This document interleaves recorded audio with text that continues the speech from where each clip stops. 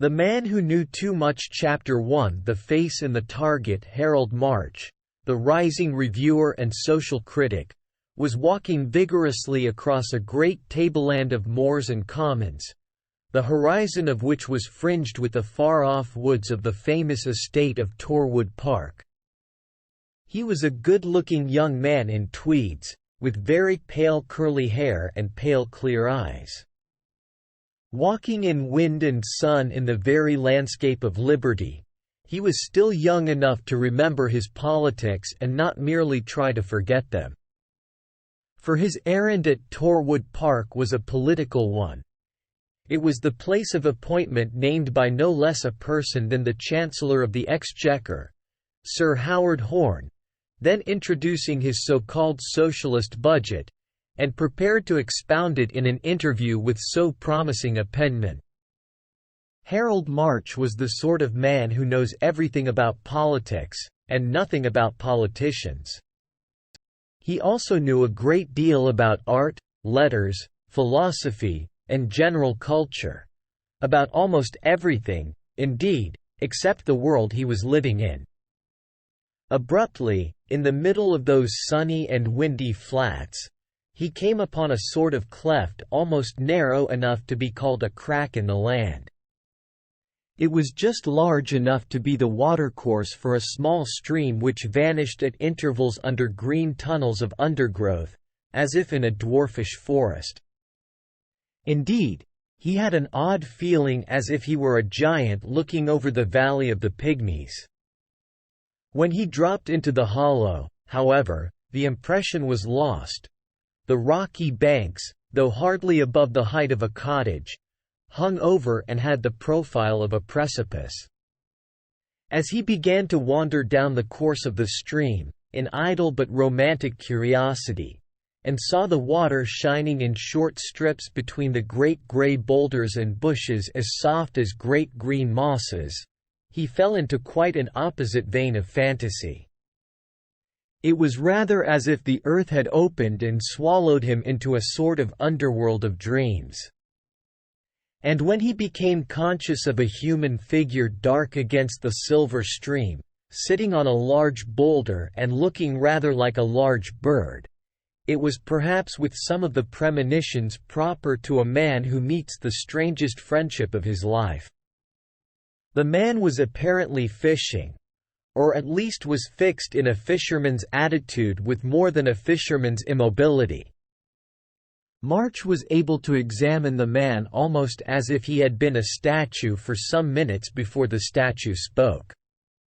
He was a tall, fair man, cadaverous, and a little lackadaisical, with heavy eyelids and a high-bridged nose. When his face was shaded with his wide white hat, his light mustache and lithe figure gave him a look of youth. But the Panama lay on the moss beside him, and the spectator could see that his brow was prematurely bald, and this, combined with a certain hollowness about the eyes, had an air of headwork and even headache. But the most curious thing about him, realized after a short scrutiny, was that, though he looked like a fisherman, he was not fishing. He was holding, instead of a rod, something that might have been a landing net which some fishermen use, but which was much more like the ordinary toy net which children carry, and which they generally use indifferently for shrimps or butterflies. He was dipping this into the water at intervals, gravely regarding its harvest of weed or mud, and emptying it out again. "No, I haven't caught anything," he remarked, calmly, as if answering an unspoken query. "When I do, I have to throw it back again. Especially the big fish. But some of the little beasts interest me when I get 'em." "A scientific interest, I suppose?" observed March. "Of a rather amateurish sort, I fear," answered the strange fisherman. "I have a sort of hobby about what they call phenomena of phosphorescence. But it would be rather awkward to go about in society carrying stinking fish." "I suppose it would," said March, with a smile. Rather odd to enter a drawing-room carrying a large luminous cod, continued the stranger, in his listless way. How quaint it would be if one could carry it about like a lantern, or have little sprats for candles. Some of the sea beasts would really be very pretty like lampshades. The blue sea snail that glitters all over like starlight, and some of the red starfish really shine like red stars. But, naturally, I'm not looking for them here. March thought of asking him what he was looking for, but, feeling unequal to a technical discussion at least as deep as the deep-sea fishes, he returned to more ordinary topics. "Delightful sort of hole this is," he said. "This little dell and river here. It's like those places Stevenson talks about, where something ought to happen." "I know," answered the other. "I think it's because the place itself, so to speak, seems to happen and not merely to exist." Perhaps that's what old Picasso and some of the Cubists are trying to express by angles and jagged lines. Look at that wall like low cliffs that juts forward just at right angles to the slope of turf sweeping up to it. That's like a silent collision. It's like a breaker and the backwash of a wave.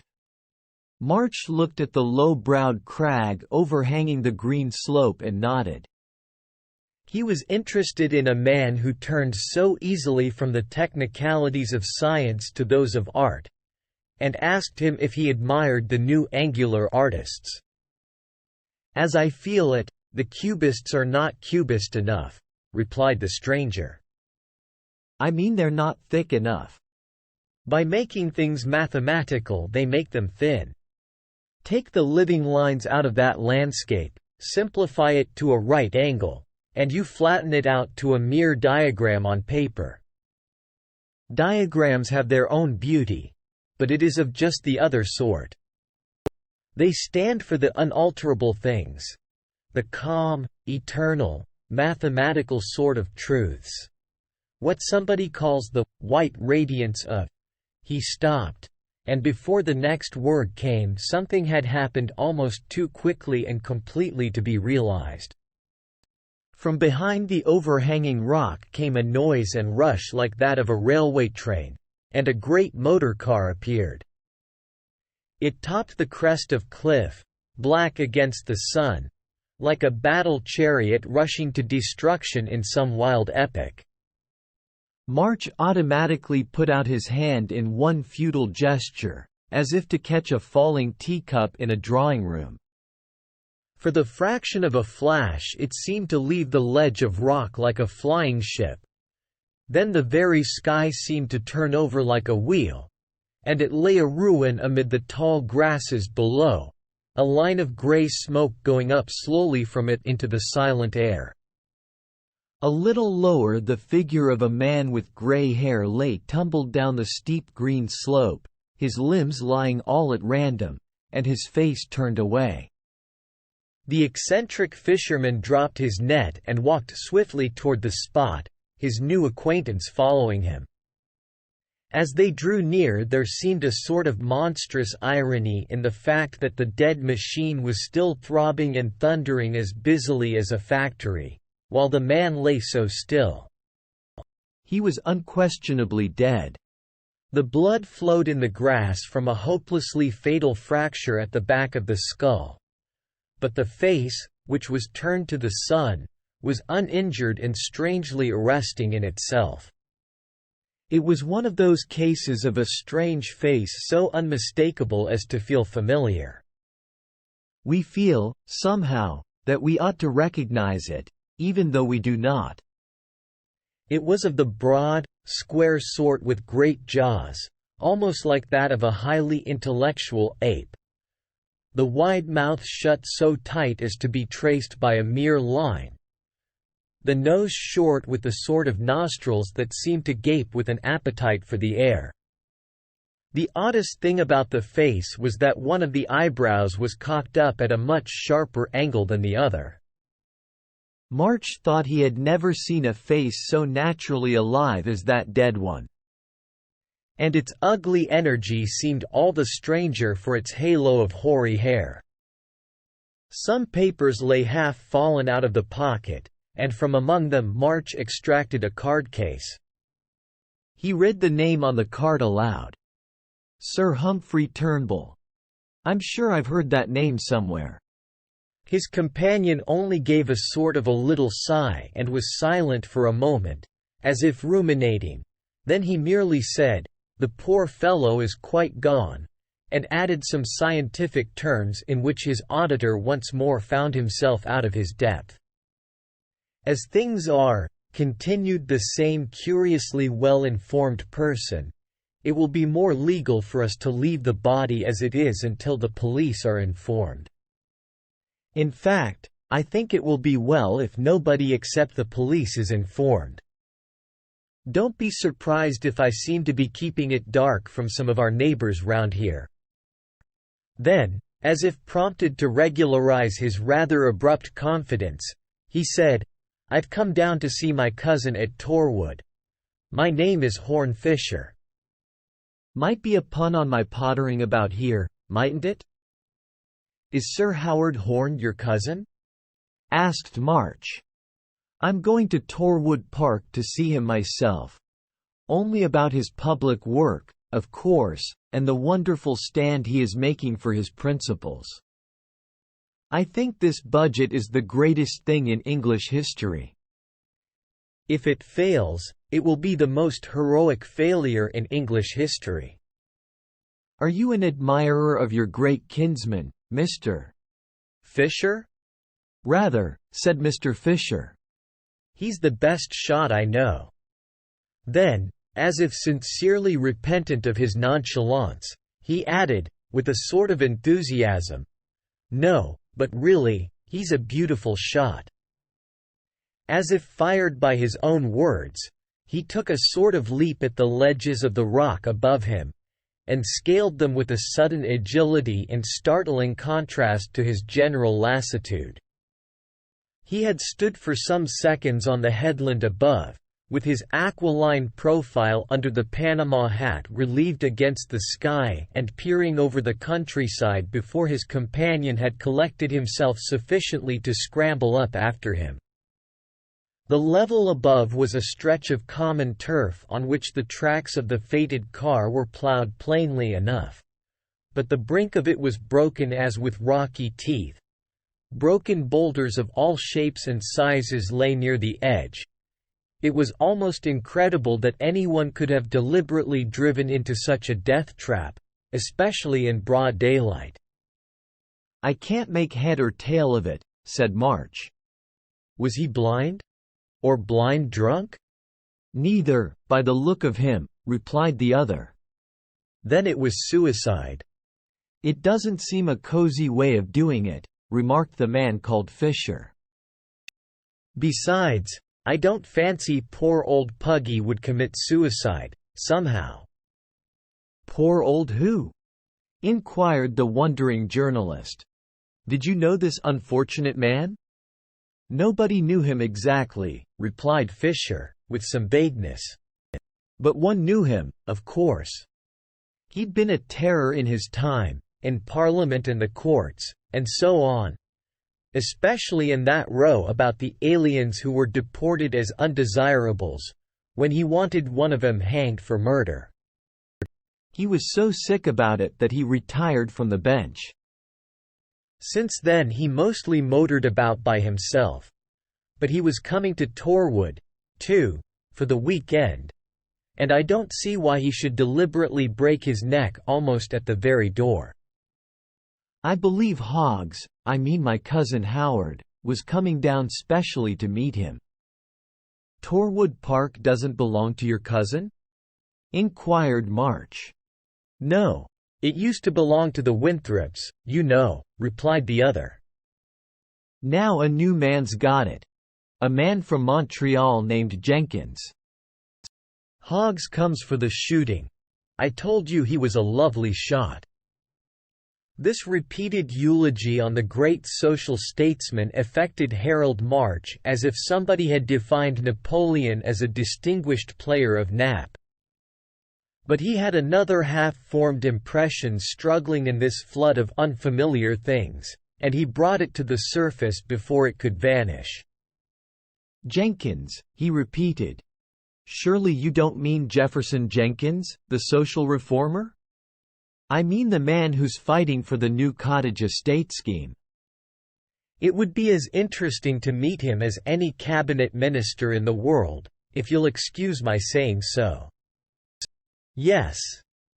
Hoggs told him it would have to be cottages," said Fisher. "He said the breed of cattle had improved too often, and people were beginning to laugh. And, of course, you must hang a peerage onto something, though the poor chap hasn't got it yet." "Hello, here's somebody else." They had started walking in the tracks of the car, leaving it behind them in the hollow, still humming horribly like a huge insect that had killed a man. The tracks took them to the corner of the road, one arm of which went on in the same line toward the distant gates of the park.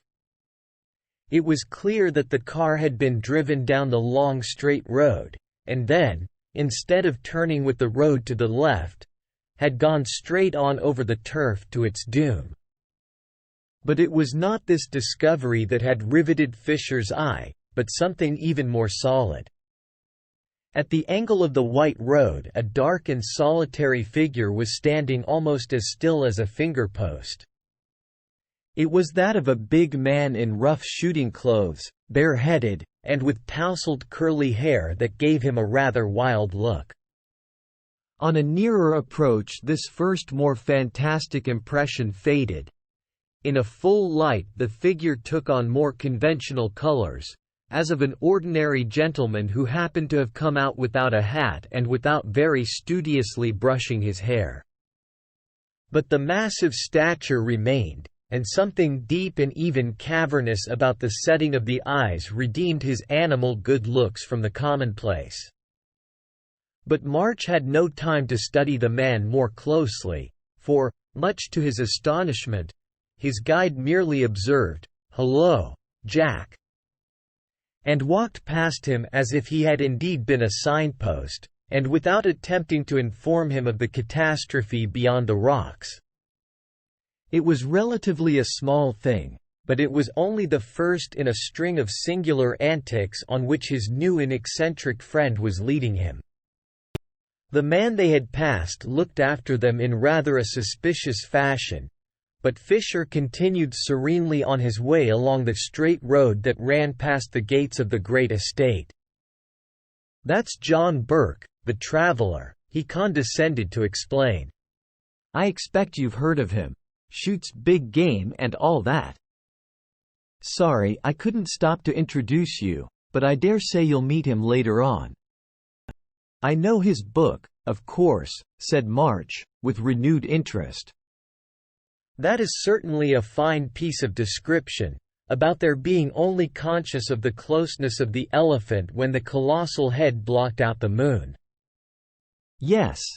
Young Halkett writes jolly well, I think." "What? Didn't you know Halkett wrote Burke's book for him? Burke can't use anything except a gun. And you can't write with that." "Oh.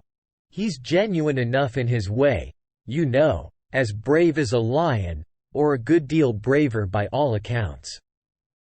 "You seem to know all about him," observed March, with a rather bewildered laugh, "and about a good many other people." Fisher's bald brow became abruptly corrugated, and a curious expression came into his eyes. "I know too much," he said. "That's what's the matter with me. That's what's the matter with all of us, and the whole show. We know too much. Too much about one another. Too much about ourselves." "That's why I'm really interested, just now, about one thing that I don't know." "And that is?" inquired the other. "Why that poor fellow is dead." They had walked along the straight road for nearly a mile, conversing at intervals in this fashion, and March had a singular sense of the whole world being turned inside out.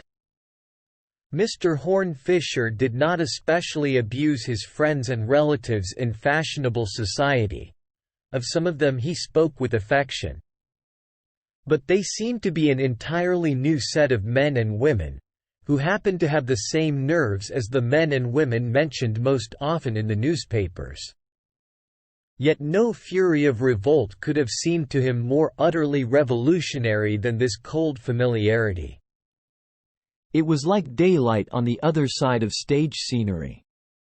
They reached the great lodge gates of the park, and, to Mach's surprise, passed them and continued along the interminable white, straight road. But he was himself too early for his appointment with Sir Howard, and was not disinclined to see the end of his new friend's experiment, whatever it might be. They had long left the moorland behind them, and half the white road was grey in the great shadow of the Torwood pine forests, themselves like grey bars shuttered against the sunshine and within, amid that clear noon, manufacturing their own midnight. Soon, however, rifts began to appear in them like gleams of colored windows. The trees thinned and fell away as the road went forward, showing the wild, irregular copses in which, as Fisher said, the house party had been blazing away all day. And about 200 yards farther on they came to the first turn of the road. At the corner stood a sort of decayed inn with the dingy sign of the Grapes. The signboard was dark and indecipherable by now, and hung black against the sky and the grey moorland beyond, about as inviting as a gallows. March remarked that it looked like a tavern for vinegar instead of wine. "A good phrase," said Fisher, "and so it would be if you were silly enough to drink wine in it. But the beer is very good, and so is the brandy." March followed him to the bar parlour with some wonder, and his dim sense of repugnance was not dismissed by the first sight of the innkeeper, who was widely different from the genial innkeepers of romance, a bony man, very silent behind a black moustache, but with black, restless eyes. Taciturn as he was, the investigator succeeded at last in extracting a scrap of information from him, by dint of ordering beer and talking to him persistently and minutely on the subject of motor cars. He evidently regarded the innkeeper as in some singular way an authority on motor cars, as being deep in the secrets of the mechanism, management, and mismanagement of motor cars, holding the man all the time with a glittering eye like the Ancient Mariner. Out of all this rather mysterious conversation there did emerge at last a sort of admission that one particular motor car, of a given description, had stopped before the inn about an hour before, and that an elderly man had alighted, requiring some mechanical assistance. Asked if the visitor required any other assistance, the innkeeper said shortly that the old gentleman had filled his flask and taken a packet of sandwiches. And with these words the somewhat inhospitable host had walked hastily out of the bar, and they heard him banging doors in the dark interior. Fisher's weary eye wandered round the dusty and dreary inn parlour and rested dreamily on a glass case containing a stuffed bird, with a gun hung on hooks above it, which seemed to be its only ornament. Puggy was a humorist, he observed, at least in his own rather grim style. But it seems rather too grim a joke for a man to buy a packet of sandwiches when he is just going to commit suicide. "If you come to that," answered March, "it isn't very usual for a man to buy a packet of sandwiches when he's just outside the door of a grand house he's going to stop at."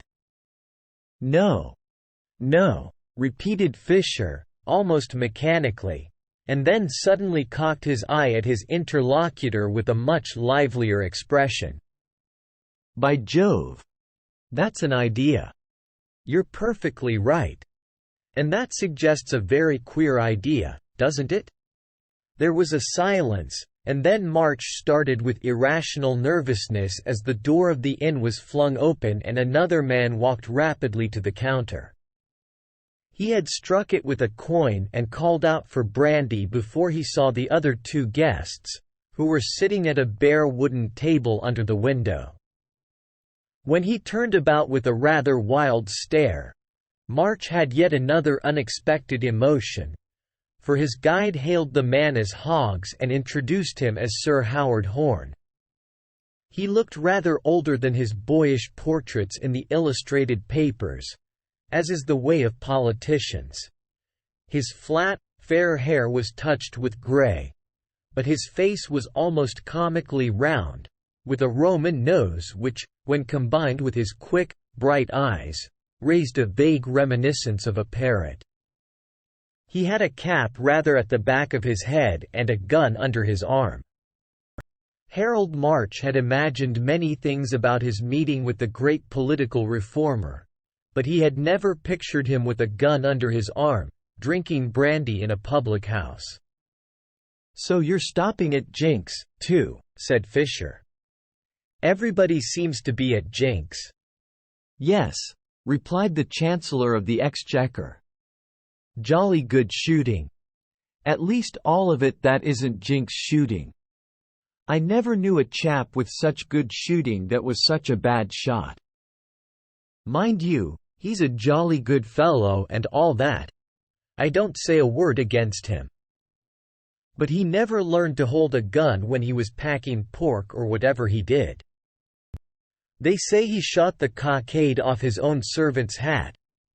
Just like him to have cockades, of course. He shot the weathercock off his own ridiculous gilded summerhouse. It's the only cock he'll ever kill, I should think. Are you coming up there now?"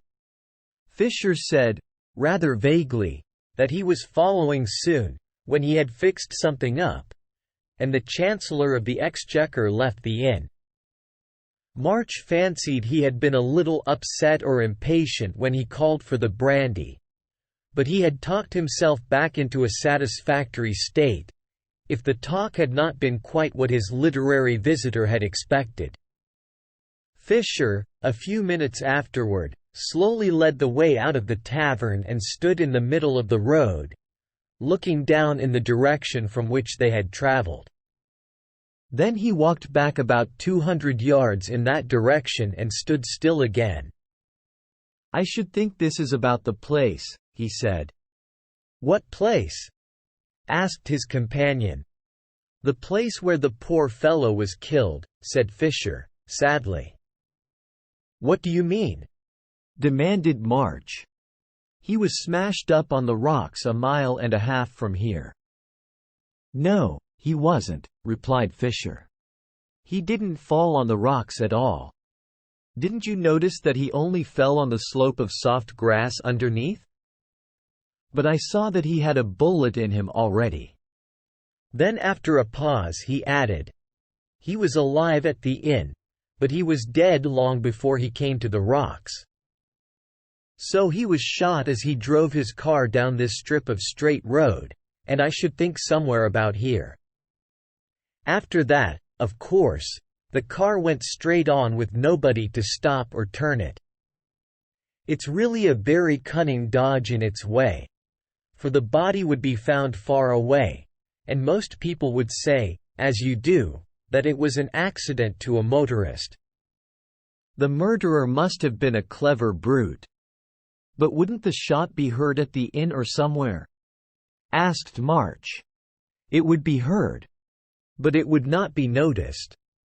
That," continued the investigator, "is where he was clever again. Shooting was going on all over the place all day. Very likely he timed his shot so as to drown it in a number of others. Certainly he was a first-class criminal. And he was something else as well." "What do you mean?" asked his companion, with a creepy premonition of something coming, he knew not why. "He was a first-class shot," said Fisher. "He had turned his back abruptly and was walking down a narrow, grassy lane, little more than a cart track, which lay opposite the inn and marked the end of the great estate and the beginning of the open moors. March plodded after him with the same idle perseverance, and found him staring through a gap in giant weeds and thorns at the flat face of a painted paling. From behind the paling rose the great grey columns of a row of poplars, which filled the heavens above them with dark green shadow and shook faintly in a wind which had sunk slowly into a breeze. The afternoon was already deepening into evening, and the titanic shadows of the poplars lengthened over a third of the landscape. "Are you a first-class criminal?" asked Fisher, in a friendly tone. "I'm afraid I'm not. But I think I can manage to be a sort of fourth-rate burglar." And before his companion could reply, he had managed to swing himself up and over the fence. March followed without much bodily effort, but with considerable mental disturbance. The poplars grew so close against the fence that they had some difficulty in slipping past them, and beyond the poplars they could see only a high hedge of laurel, green and lustrous in the level sun. Something in this limitation by a series of living walls made him feel as if he were really entering a shattered house instead of an open field. It was as if he came in by a disused door or window and found the way blocked by furniture. When they had circumvented the laurel hedge, they came out on a sort of terrace of turf, which fell by one green step to an oblong lawn like a bowling green. Beyond this was the only building in sight, a low conservatory, which seemed far away from anywhere, like a glass cottage standing in its own fields in fairyland. Fisher knew that lonely look of the outlying parts of a great house well enough. He realized that it is more of a satire on aristocracy than if it were choked with weeds and littered with ruins. For it is not neglected and yet it is deserted, at any rate, it is disused. It is regularly swept and garnished for a master who never comes. Looking over the lawn, however, he saw one object which he had not apparently expected. It was a sort of tripod supporting a large disc like the round top of a table tipped sideways, and it was not until they had dropped onto the lawn and walked across to look at it that March realized that it was a target. It was worn and weather-stained. The gay colors of its concentric rings were faded. Possibly it had been set up in those far-off Victorian days when there was a fashion of archery. March had one of his vague visions of ladies in cloudy crinolines and gentlemen in outlandish hats and whiskers revisiting that lost garden like ghosts. Fisher, who was peering more closely at the target, startled him by an exclamation. "Hello," he said. "Somebody has been peppering this thing with shot, after all, and quite lately, too. Why, I believe old Jink's been trying to improve his bad shooting here." "Yes, and it looks as if it still wanted improving," answered March, laughing. "Not one of these shots is anywhere near the bull's eye. They seem just scattered about in the wildest way." "In the wildest way," repeated Fisher, still peering intently at the target. He seemed merely to assent, but March fancied his eye was shining under its sleepy lid and that he straightened his stooping figure with a strange effort. "Excuse me a moment," he said, feeling in his pockets. "I think I've got some of my chemicals, and after that we'll go up to the house." And he stooped again over the target, putting something with his finger over each of the shot holes. So far as March could see, merely a dull gray smear. Then they went through the gathering twilight up the long green avenues to the great house. Here again, however, the eccentric investigator did not enter by the front door. He walked round the house until he found a window open, and, leaping into it, introduced his friend to what appeared to be the gun room. Rows of the regular instruments for bringing down birds stood against the walls, but across a table in the window lay one or two weapons of a heavier and more formidable pattern. "Hello.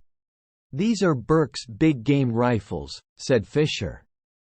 "I never knew he kept them here." He lifted one of them, examined it briefly, and put it down again, frowning heavily. Almost as he did so, a strange young man came hurriedly into the room. He was dark and sturdy, with a bumpy forehead and a bulldog jaw, and he spoke with a curt apology. "I left Major Burke's guns here," he said, "and he wants them packed up. He's going away tonight." And he carried off the two rifles without casting a glance at the stranger. Through the open window they could see his short, dark figure walking away across the glimmering garden. Fisher got out of the window again and stood looking after him. "That's Halkett, whom I told you about," he said. "I knew he was a sort of secretary and had to do with Burke's papers. But I never knew he had anything to do with his guns. But he's just the sort of silent, sensible little devil who might be very good at anything. The sort of man you know for years before you find he's a chess champion." He had begun to walk in the direction of the disappearing secretary, and they soon came within sight of the rest of the house party talking and laughing on the lawn. They could see the tall figure and loose mane of the lion hunter dominating the little group. "By the way," observed Fisher, "when we were talking about Burke and Halkett, I said that a man couldn't very well write with a gun. Well, I'm not so sure now. Did you ever hear of an artist so clever that he could draw with a gun? There's a wonderful chap loose about here." Sir Howard hailed Fisher and his friend the journalist with almost boisterous amiability. The latter was presented to Major Burke and Mr. Halkett, and also, by way of a parenthesis, to his host, Mr. Jenkins, a commonplace little man in loud tweeds, whom everybody else seemed to treat with a sort of affection, as if he were a baby. The irrepressible Chancellor of the Exchequer was still talking about the birds he had brought down, the birds that Burke and Halkett had brought down, and the birds that Jenkins, their host, had failed to bring down. It seemed to be a sort of sociable monomania. "You and your big game," he ejaculated, aggressively, to Burke. "Why, anybody could shoot big game. You want to be a shot to shoot small game." "Quite so," interposed Horne Fisher. "Now if only a hippopotamus could fly up in the air out of that bush. Or you preserved flying elephants on the estate. Why, then, why even Jink might hit that sort of bird," cried Sir Howard, hilariously slapping his host on the back. "Even he might hit a haystack or a hippopotamus." "Look here, you fellows," said Fisher. "I want you to come along with me for a minute and shoot at something else. Not a hippopotamus. Another kind of queer animal I've found on the estate. It's an animal with 3 legs and 1 eye, and it's all the colors of the rainbow." "What the deuce are you talking about?" asked Burke. "You come along and see," replied Fisher, cheerfully. Such people seldom reject anything nonsensical, for they are always seeking for something new. They gravely rearmed themselves from the gun room and trooped along at the tail of their guide, Sir Howard only pausing, in a sort of ecstasy, to point out the celebrated gilt summer-house on which the gilt weathercock still stood crooked. It was dusk turning to dark by the time they reached the remote green by the poplars and accepted the new and aimless game of shooting at the old mark. The last light seemed to fade from the lawn, and the poplars against the sunset were like great plumes upon a purple hearse, when the feudal procession finally curved round, and came out in front of the target. Sir Howard again slapped his host on the shoulder, shoving him playfully forward to take the first shot. The shoulder and arm he touched seemed unnaturally stiff and angular. Mr. Jenkins was holding his gun in an attitude more awkward than any that his satiric friends had seen or expected. At the same instant a horrible scream seemed to come from nowhere. It was so unnatural and so unsuited to the scene that it might have been made by some inhuman thing flying on wings above them or eavesdropping in the dark woods beyond. But Fisher knew that it had started and stopped on the pale lips of Jefferson Jenkins, of Montreal, and no one at that moment catching sight of Jefferson Jenkins's face would have complained that it was commonplace. The next moment a torrent of guttural but good-humored oaths came from Major Burke as he and the two other men saw what was in front of them. The target stood up in the dim grass like a dark goblin grinning at them, and it was literally grinning. It had two eyes like stars, and in similar livid points of light were picked out the two upturned and open nostrils and the two ends of the wide and tight mouth. A few white dots above each eye indicated the hoary eyebrows, and one of them ran upward almost erect.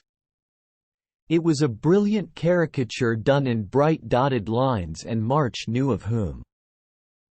It shone in the shadowy grass, smeared with sea fire as if one of the submarine monsters had crawled into the twilight garden. But it had the head of a dead man. "It's only luminous paint," said Burke. "Old Fisher's been having a joke with that phosphorescent stuff of his." "Seems to be meant for old Puggy," observed Sir Howard. "Hits him off very well." With that they all laughed, except Jenkins. When they had all done, he made a noise like the first effort of an animal to laugh, and Horne Fisher suddenly strode across to him and said, "Mr. Jenkins, I must speak to you at once in private." It was by the little watercourse in the moors, on the slope under the hanging rock, that March met his new friend Fisher, by appointment, shortly after the ugly and almost grotesque scene that had broken up the group in the garden. "It was a monkey trick of mine," observed Fisher, gloomily, putting phosphorus on the target. But the only chance to make him jump was to give him the horrors suddenly. And when he saw the face he'd shot at shining on the target he practiced on, all lit up with an infernal light, he did jump. "Quite enough for my own intellectual satisfaction. I'm afraid I don't quite understand even now," said March, "exactly what he did or why he did it." "You ought to," replied Fisher, with his rather dreary smile, "for you gave me the first suggestion yourself." "Oh yes, you did, and it was a very shrewd one. You said a man wouldn't take sandwiches with him to dine at a great house. It was quite true, and the inference was that, though he was going there, he didn't mean to dine there. Or, at any rate, that he might not be dining there. It occurred to me at once that he probably expected the visit to be unpleasant, or the reception doubtful, or something that would prevent his accepting hospitality. Then it struck me that Turnbull was a terror to certain shady characters in the past, and that he had come down to identify and denounce one of them. The chances at the start pointed to the host, that is, Jenkins. I'm morally certain now that Jenkins was the undesirable alien Turnbull wanted to convict in another shooting affair. But you see, the shooting gentleman had another shot in his locker." "But you said he would have to be a very good shot," protested March. "Jenkins is a very good shot," said Fisher. "A very good shot who can pretend to be a very bad shot. Shall I tell you the second hint I hit on, after yours, to make me think it was Jenkins? It was my cousin's account of his bad shooting. He'd shot a cockade off a hat and a weathercock off a building. Now, in fact, a man must shoot very well indeed to shoot so badly as that. He must shoot very neatly to hit the cockade and not the head, or even the hat. If the shots had really gone at random, the chances are 1,000 to 1 that they would not have hit such prominent and picturesque objects. They were chosen because they were prominent and picturesque objects. They make a story to go the round of society. He keeps the crooked weathercock in the summer house to perpetuate the story of a legend. And then he lay in wait with his evil eye and wicked gun, safely ambushed behind the legend of his own incompetence. But there is more than that. There is the summer house itself. I mean, there is the whole thing. There's all that Jenkins gets chaffed about, the gilding and the gaudy colors and all the vulgarity that's supposed to stamp him as an upstart. Now, as a matter of fact, upstarts generally don't do this. God knows there's enough of 'em in society, and one knows 'em well enough. And this is the very last thing they do. They're generally only too keen to know the right thing and do it, and they instantly put themselves body and soul into the hands of art decorators and art experts, who do the whole thing for them. There's hardly another millionaire alive who has the moral courage to have a gilt monogram on a chair like that one in the gunroom. For that matter, there's the name as well as the monogram. Names like Tompkins and Jenkins and Jinx are funny without being vulgar. I mean, they are vulgar without being common. If you prefer it, they are commonplace without being common. They are just the names to be chosen to look ordinary, but they're really rather extraordinary. Do you know many people called Tompkins? It's a good deal rarer than Talbot. It's pretty much the same with the comic clothes of the parvenu. Jenkins dresses like a character in Punch. But that's because he is a character in Punch. I mean, he's a fictitious character. He's a fabulous animal. He doesn't exist. Have you ever considered what it must be like to be a man who doesn't exist? I mean, to be a man with a fictitious character that he has to keep up at the expense not merely of personal talents. To be a new kind of hypocrite hiding a talent in a new kind of napkin. This man has chosen his hypocrisy very ingeniously. It was really a new one. A subtle villain has dressed up as a dashing gentleman and a worthy businessman and a philanthropist and a saint. But the loud checks of a comical little cad were really rather a new disguise. But the disguise must be very irksome to a man who can really do things. This is a dexterous little cosmopolitan guttersnipe who can do scores of things. Not only shoot, but draw and paint, and probably play the fiddle. Now, a man like that may find the hiding of his talents useful. But he could never help wanting to use them where they were useless. If he can draw, he will draw absent-mindedly on blotting paper. I suspect this rascal has often drawn poor old Puggy's face on blotting paper. Probably he began doing it in blots as he afterward did it in dots, or rather shots. It was the same sort of thing. He found a disused target in a deserted yard and couldn't resist indulging in a little secret shooting, like secret drinking. You thought the shots all scattered and irregular, and so they were, but not accidental. No two distances were alike, but the different points were exactly where he wanted to put them. There's nothing needs such mathematical precision as a wild caricature. I've dabbled a little in drawing myself, and I assure you that to put one dot where you want it is a marvel with a pen close to a piece of paper. It was a miracle to do it across a garden with a gun. But a man who can work those miracles will always itch to work them, if it's only in the dark. After a pause, March observed, thoughtfully, "But he couldn't have brought him down like a bird with one of those little guns." "No. "That was why I went into the gun room," replied Fisher. "He did it with one of Burke's rifles, and Burke thought he knew the sound of it. That's why he rushed out without a hat, looking so wild. He saw nothing but a car passing quickly, which he followed for a little way, and then concluded he'd made a mistake." There was another silence, during which Fisher sat on a great stone as motionless as on their first meeting, and watched the grey and silver river eddying past under the bushes. Then March said, abruptly, "Of course he knows the truth now." "Nobody knows the truth but you and I," answered Fisher, with a certain softening in his voice. "And I don't think you and I will ever quarrel." "What do you mean?" asked March, in an altered accent. "What have you done about it?" Horne Fisher continued to gaze steadily at the eddying stream. At last he said, "The police have proved it was a motor accident." "But you know it was not." "I told you that I know too much," replied Fisher, with his eye on the river. "I know that, and I know a great many other things. I know the atmosphere and the way the whole thing works.